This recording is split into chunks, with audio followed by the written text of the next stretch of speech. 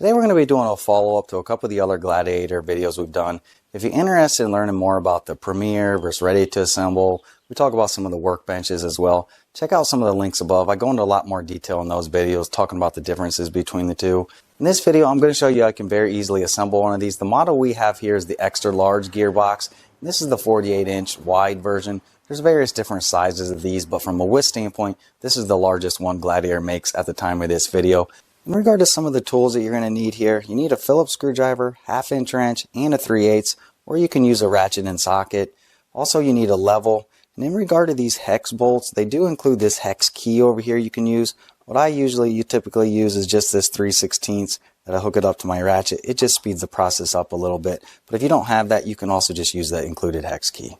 As we get it opened up, the first thing you probably want to do is just verify you have everything in regard to the shelves and the panels there.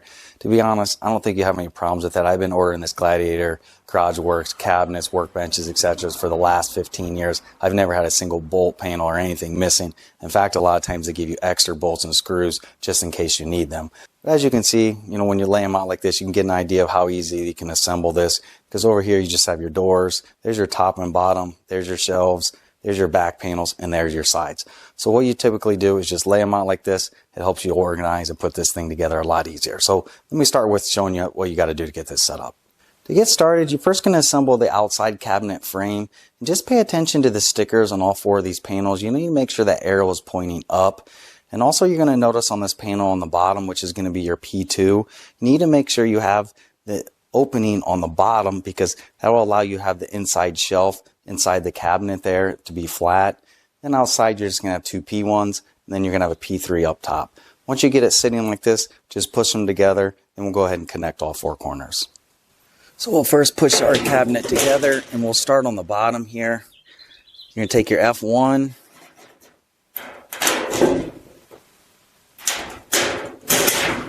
then on the back side take your F2,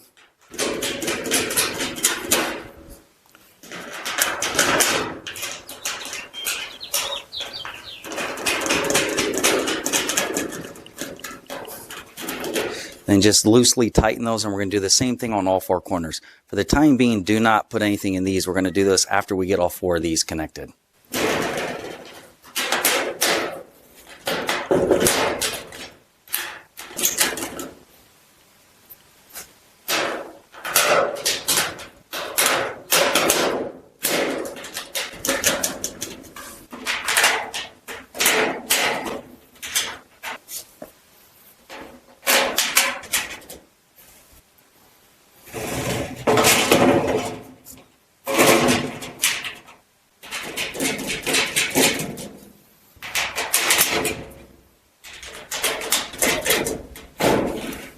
And after you get all four corners loosely tightened, then we'll go ahead and raise the cabinet up.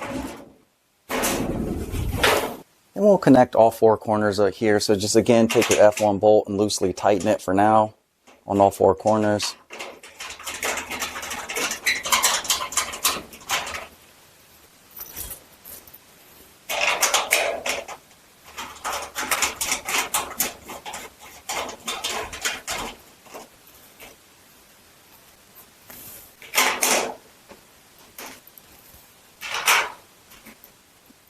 Just make sure when you're doing this, if you notice, you've got to move these around a little bit or wiggle it in there. Just don't jam it in there, because you'll end up cross-threading it. But if you get it at the right angle, it will go in there cleanly.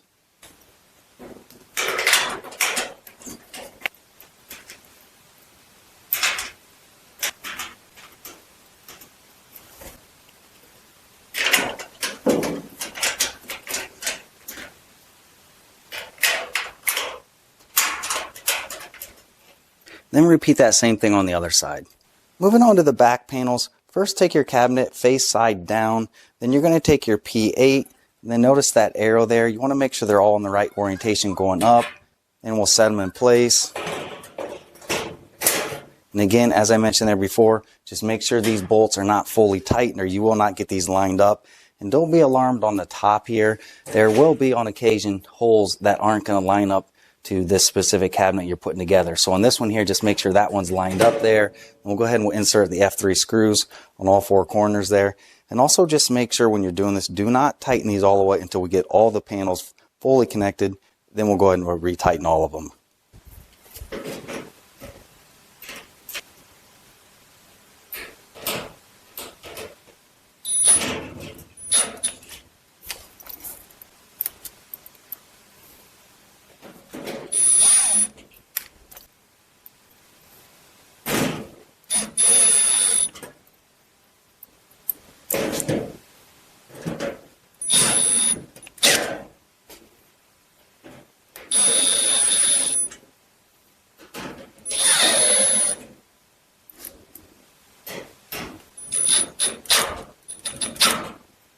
Then take your next panel, again, make sure you're looking at that arrow, and you're going to overlap this one with the previous one. You're going to do that same thing on all these back panels.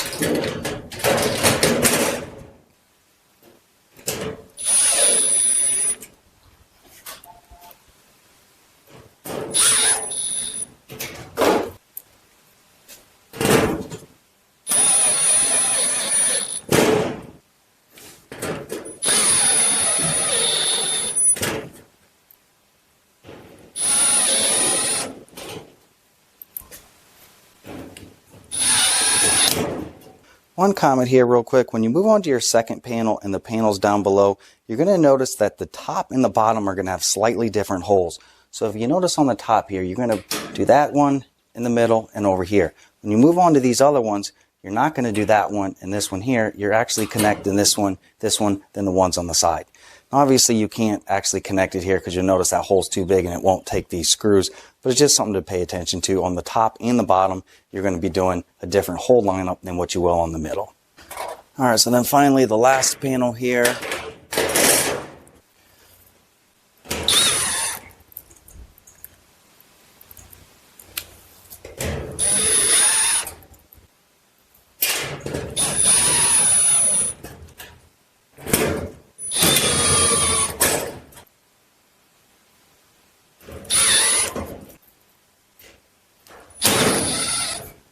Then again on this bottom, we're going to switch the orientation. So we're going to do this one, and then the one on the end.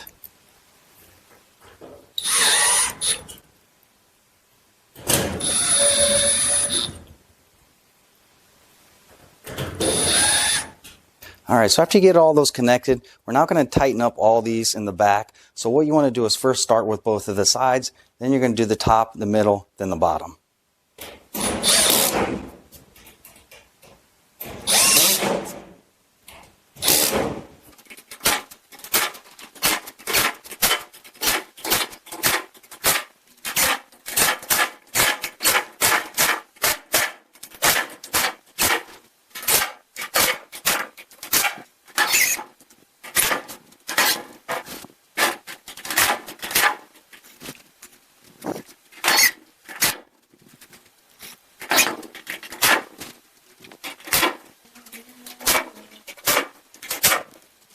After you get all those tightened up, then go through there and tighten up all four of the corners.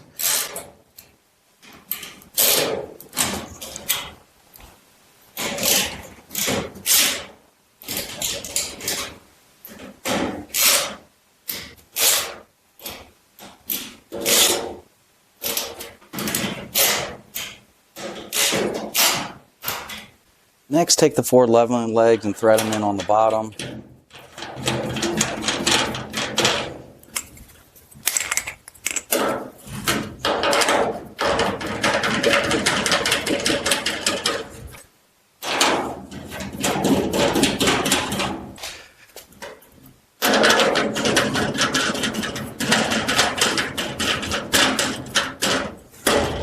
Then we'll go ahead and set this upright, and you might need a helper for this step because this thing is pretty heavy. Then snug up all 4 corners on the front here as well.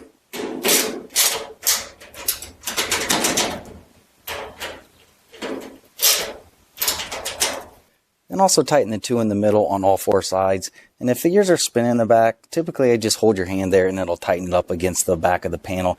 If not, just get your wrench out and it'll hold it in place for you. So just snug those up on all 4 corners as well. Moving on to the shelves here, you're going to have 3 shelves that are included. Just pay attention to the front. You're going to notice that the top one and the bottom one are the ones with the magnets that will hold your cabin door shut. The one that goes in the middle is not going to have any magnets on the front like this. What I typically do here is I just mount it on the 4th hole here. That's somewhere in the middle, but again, you can put these wherever you want. And all you're going to be doing here is you're going to be taking the F3 screws and the F5, just mount it through the back there, tighten it up, and that's all you got to do. Alright, so once you get those all loose in there, then just tighten them up. Alright, so now we got the shelves installed here. Again, just make sure the magnets are on the front and you have the magnet on the top shelf and the bottom shelf. The middle one doesn't get a magnet. And before we put the cabinet doors on here, we want to make sure we level this. And what I would suggest, because this thing is so large, get it to where you need this to sit, level it there, then put your doors on. If you don't do that, what will happen is you'll level it and it gets unlevel if you move it around in your garage. These doors, if this cabinet isn't level, they're going to be off-centered and it's going to be hard to open and close it. So just make sure, position it where you want, level it, then we'll go move on to putting the cabinet doors on. Starting with the left side, take one of your F3 bolts and thread it in here.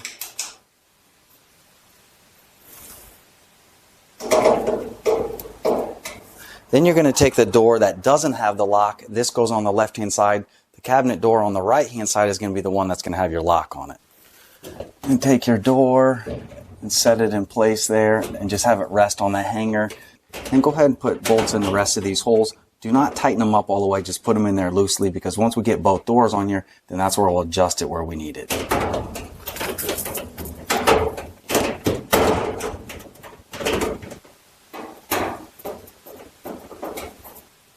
Alright, so after we get that door loosely hanging up there, we'll now install the other door and do the same thing on this side. So now that both of these cabinet doors are hanging in here loosely, you're going to notice it may or may not close all the way because it could be hitting at the bottom. So what you need to do is gently raise it up just a little bit like that to center it between the top and the bottom. Tighten all these screws. Do the same thing on that side and just make sure they're level. Then both doors should close evenly.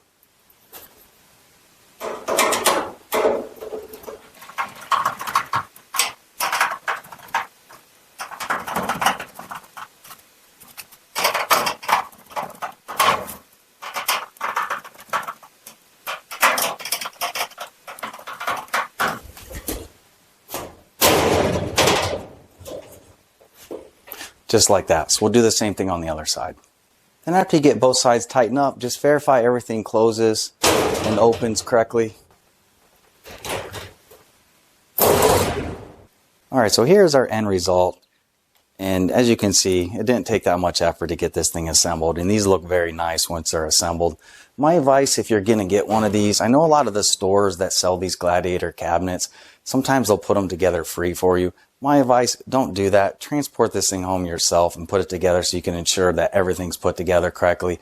A lot of times when you get those guys at the store to assemble these things are off center and you got to redo half the stuff anyway. So I always like to put this stuff together myself. Not to mention the box is a lot smaller than this massive thing put together. So transporting it might be easier to transport the box anyways.